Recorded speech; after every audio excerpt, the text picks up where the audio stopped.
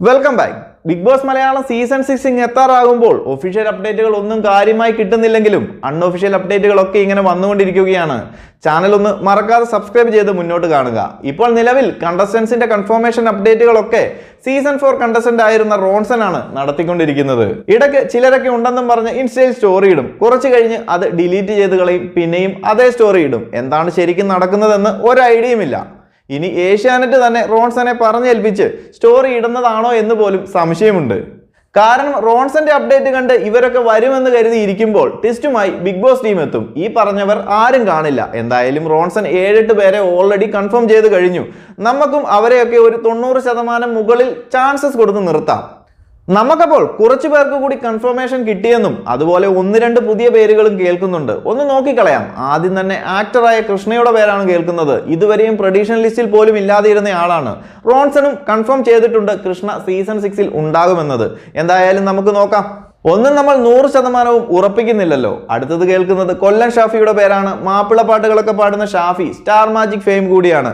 നമുക്ക് സ്റ്റാർ മാജിക്കിൽ നിന്ന് തന്നെ ഡയാന ഹമീദും അതുപോലെ ജസീല പർവീണും സീസൺ 6 കൺഫേം ആയി എന്ന റിപ്പോർട്ടുകൾ കിട്ടിയിരുന്നു.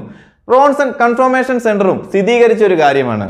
ബട്ട് ഒരേ കാറ്റഗറിയിൽ നിന്നും ഒരു പരിധിയിൽ കൂടുതൽ ആൾക്കാരെ എടുക്കുമോ എന്നതും എനിക്ക് സംശയമുണ്ട്. അതുകൊണ്ട് നമുക്ക് നോക്കാം. അടുത്തത് രാജി പരമേശ്വർ, ശരണ്യ ആനന്ദ്, രാധിക നായർ. ഈ 3 പേരും കൺഫേം ആയി എന്ന രീതിയിലാണ് റിപ്പോർട്ടുകളൊക്കെ എത്തിയിരിക്കുന്നത്.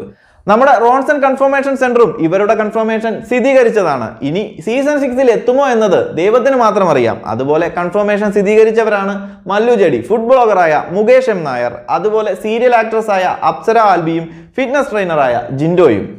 ഇനി കൺഫർമേഷൻ സ്ഥിരീകരിച്ചില്ലെങ്കിലും സീസൺ 6 ഏതാണ്ട് 90% ഉറപ്പായ കുറച്ച് കണ്ടസ്റ്റൻസിന്റെ പേരാണ് പറയാൻ പോകുന്നത്.